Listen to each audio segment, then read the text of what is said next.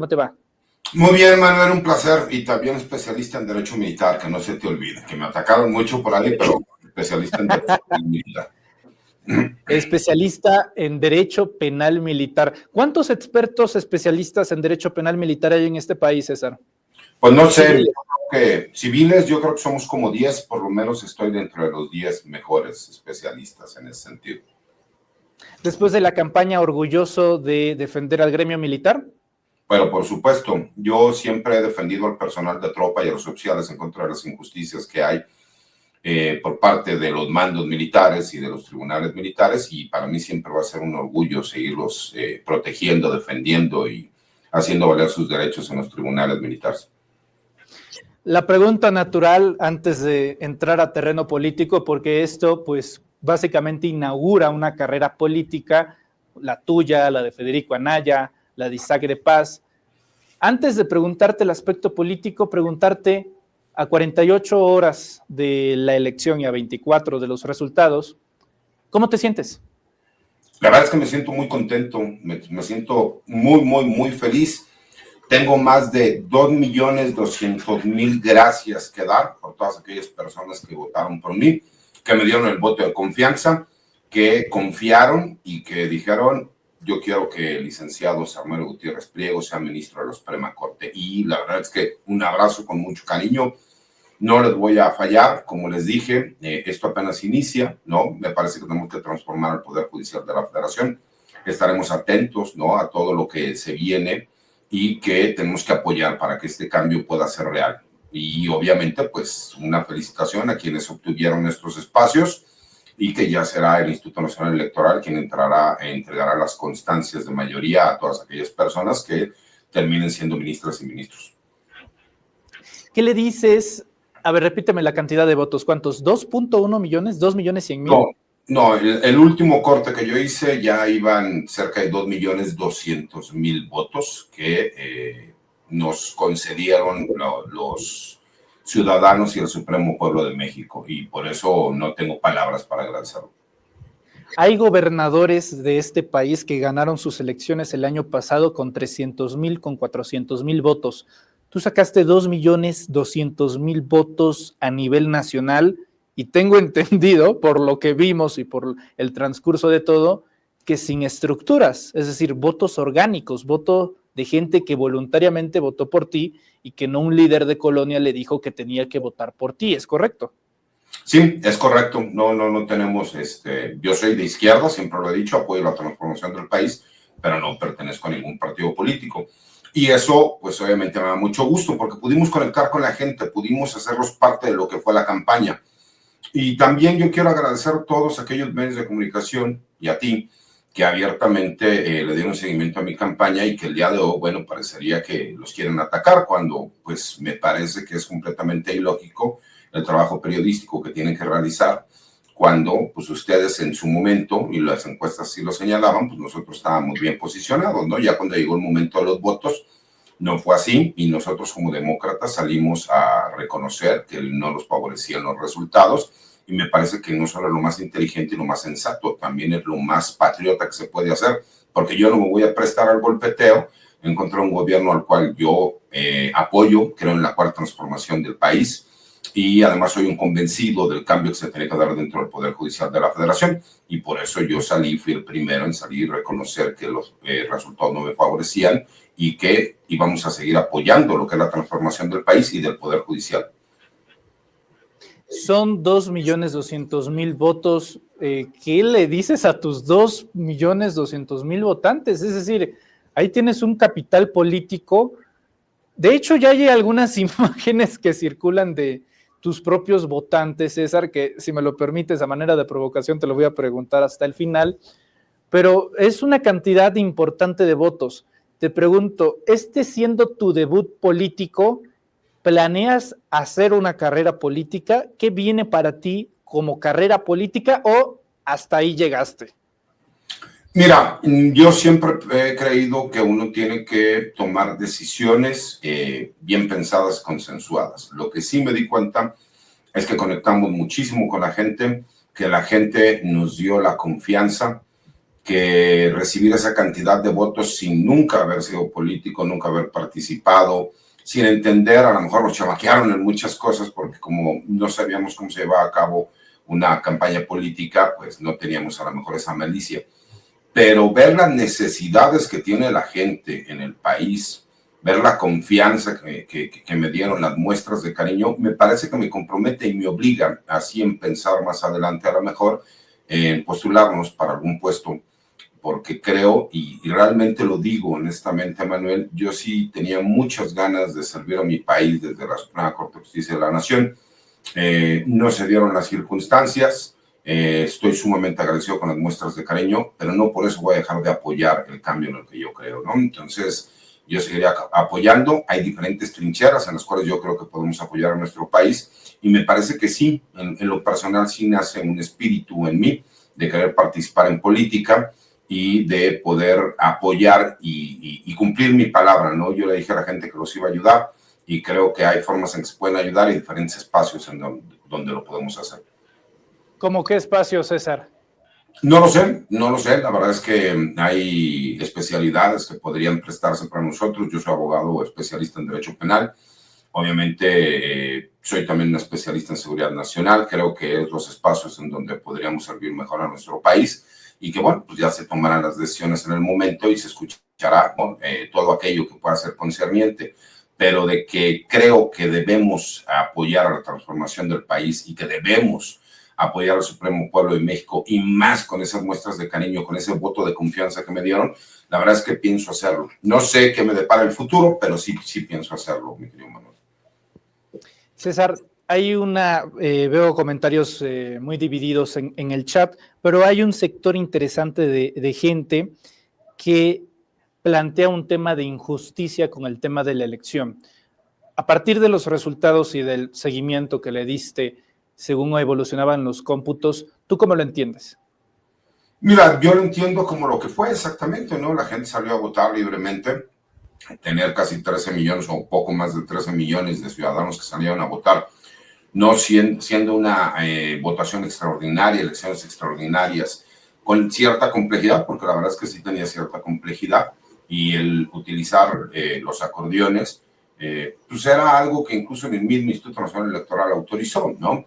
Hay que entender, nosotros había algunos acordeones digitales en donde nosotros aparecíamos y éramos beneficiados, y hubo otros acordeones que se mandaban a hacer en los cuales nosotros no aparecíamos. Creo que los números nos dicen que competimos bien y que el pueblo de México, el Supremo Pueblo de la ciudadanía, salieron y votaron y tomaron una decisión. Entonces, acuérdense que antes que nada yo soy un demócrata y yo no me voy a prestar para polarizar una elección que es para mejorar el poder judicial de mi país, ¿no? Serán las autoridades si consideran que hubo algún tipo de inducción al voto quienes tengan que investigar. Yo por mi parte me siento tranquilo, me siento conforme, me siento muy contento con los resultados, que aunque no me beneficiaron, yo entiendo que fue porque la gente consideró que había mejores perfiles que el mío o que había perfiles que ellos querían que llegaran a la Suprema Corte. Entonces, en ese sentido, yo me siento contento. ¿Crees que el tema, porque tú lo dijiste al inicio de la campaña, si ser hijo de mi señor padre me cuesta no ser ministro, lo pago con mucho gusto? ¿Crees que eso fue lo que costó? Pues imaginemos que fue así y lo estoy pagando con mucho gusto, mi querido Manuel. ¿Por qué? Para mí es un orgullo ser hijo de mi padre, independientemente de la porquería que le hicieron. Esta campaña me dio la oportunidad de que la gente me conozca un poco más, de que conozcan cuáles son mis orígenes, de haber conocido a gente muy valiosa, gente que tiene problemas reales, que creo que nosotros podemos apoyar y ayudar, ¿no? en muchos de estos problemas, y que conocieran un poquito, ¿no? de lo que fue mi padre por medio mío, y que es el precio que estoy pagando. Muy posiblemente sí creo que hubo grupos de poder, grupos de oposición, grupos empresariales que salieron abiertamente a atacarme, eso fue incluso público, pero que pues aún así hubo más de 2.200.000 personas que salieron a refrendarme su apoyo y que me dieron la confianza. Eso para mí es sumamente importante porque por lo menos ya conocen un poco más de la historia y no se quedaron con una versión oficial manipulada que se inventó en su momento. Y creo que cualquier hijo que se digne de ser un buen hijo, pues haría lo mismo que yo. No creo que haya sido tampoco algo extraordinario. yo fui no solo su hijo, sino que además fui su abogado, fui su confidente y creo que también terminé siendo su amigo, entonces conozco muy bien la historia y para mí fue un orgullo, ¿no? El haber sido atacado por quien es mi señor padre y yo haber dado la cara por él y que tal vez eso fue una de las cosas que influyeron en que no fuera ministro de la Corte y es un precio que estoy pagando con mucho gusto. César, te tengo que preguntar sobre los inminentes resultados que ya van para el 100% de los cómputos distritales, concretamente sobre el primer lugar en votos, el ministro que para sorpresa de algunos, dicen que en la política no hay sorpresas, solo sorprendidos, será Hugo Aguilar Ortiz, ministro de la Suprema Corte, sí, pero también ministro presidente, alcanzando la estratosférica cifra para los propios márgenes de la elección de 5 millones de votos. Te tengo que preguntar, ¿qué opinas sobre Hugo Aguilar Ortiz? Y si me lo permites, ahorita profundizo un poco más sobre el perfil. Mira, yo lo tengo un buen concepto, incluso fue uno de los perfiles por los cuales yo voté. Me parece que él demuestra que no importa los orígenes raciales, que me parece que en estos momentos muchos han sacado el clasismo que llevan adentro y ese prejuicio discriminatorio, y que él, ante las adversidades, salió, se dio a conocer y votaron por él, ¿no? Me parece que justamente es elegido ministro de la Corte y posiblemente presidente de la Corte, y eso me parece que demuestra que sí se puede abrir brecha aún con todas las adversidades, ¿no? Entonces, para mí, en lo personal, tengo un buen concepto de Hugo. Sobre estos ataques a su persona por su origen indígena, por ser de Oaxaca, no sé si tuviste la oportunidad de leer tweets como los de José Antonio Crespo, pero se ha desatado una suerte de furia proveniente de sectores marcados a la derecha del propio Partido Acción Nacional, diciendo que miren nada más quién va a ser el encargado de la justicia en México. Mira, esos estereotipos clasistas y raciales obviamente vienen de personas de ultraderecha y de derecha que sí creen que pueden ellos apoyar a una candidata como Xóchitl Gálvez, que siempre dijo que ella tenía un origen, ¿no? Similar, pero que desafortunadamente, como no cuajó o no conectó con la sociedad mexicana y con el Supremo Pueblo de México, pues obviamente para ellos sí es permitido que sea una candidata por medio de las siglas del PAN o del PRI. Pero cuando ya estamos hablando de un verdadero indígena, que él pues busca llegar a un espacio dentro de la Suprema Corte de Justicia de la Nación y que muy probablemente será el presidente de la Suprema Corte de Justicia, ahí sí ya no, ahí sí ya salen a atacarlo, salen a denostarlo, sacan el racismo y el clasismo puro que ellos manejan en el día a día, la discriminación, el prejuicio, ¿no? Con el cual ellos se han manejado toda su vida. Y eso nos demuestra que esto es un grave problema social, mi querido Manuel, y que eso pasa. Imagínate si con el candidato que va a ser muy posiblemente el presidente de la Suprema Corte de Justicia de la Nación hacen este tipo de comentarios de forma pública. ¿En dónde queda la justicia social cuando están en privado? Imagínate el trato que tienen para todos nuestros hermanos indígenas por el simple hecho de ser indígenas. Eso me parece lamentable y incluso yo creo que deberían de ser sancionados y yo creo que se debería iniciar una carpeta de investigación por discriminación, porque es increíble que puedan seguir sucediendo este tipo de cosas. Y me da muchísimo gusto que Hugo pueda llegar a la Suprema Corte de Justicia y que sea el presidente de la misma para que tenga la oportunidad de cambiar con todo este tipo de estereotipos y con todo este tipo de violaciones flagrantes a los derechos de los hermanos indígenas. Ha llegado a declarar que no querrá usar toga, sino atuendos típicos o atuendos tradicionales de costumbres de las poblaciones originarias, de las poblaciones indígenas. Y eso también ha generado un escozor de, no, que cómo es posible, incluso buscando argumentos de verdad mezquinos en torno a decir, es que la toga es el símbolo de la imparcialidad, porque la justicia no ve colores. ¿Sí crees que vaya a tener también un cambio de paradigma la propia sociedad en esto que tú mencionas de los prejuicios y de los arquetipos, por cierto, bastante racistas, para que lleguen los pueblos originarios, porque incluso en esta disputa, en este debate reciente sobre si debe de ser mujer, que en este caso sería Lenia Batres, o si debe de ser hombre, pero que es un hombre indígena, pues perdón, pero llegue quien llegue en estos primeros 2 años, porque eventualmente uno de los dos va a ser ministro presidente por el orden rotativo, pues son poblaciones que históricamente han sido perjudicadas por el sistema judicial, César, las mujeres y los pueblos indígenas. Así es, y discriminados completamente. Pero mira, eso es parte de la cantaleta que manejan comúnmente. Ellos hicieron utilizar en su momento a una candidata de orígenes indígenas como Xochitl Gálvez para ver si podían ellos entrar dentro del querer del Supremo Pueblo de México, del ciudadano en general. Como vieron que no lo hicieron, entonces sacan su verdadera clase y clasismo, ¿no? ¿Por qué? Porque ellos se sienten puros. ¿Puros de qué? O sea, con el debido respeto, yo no entiendo los estereotipos que manejan de forma racial y clasista. Por eso me da gusto que se pueda una persona, un candidato realmente indígena que pueda llegar y por medio de sus orígenes demostrar y hacer un cambio radical. Yo soy de los que cree que tiene que existir un cambio radical en la Suprema Corte de Justicia de la Nación.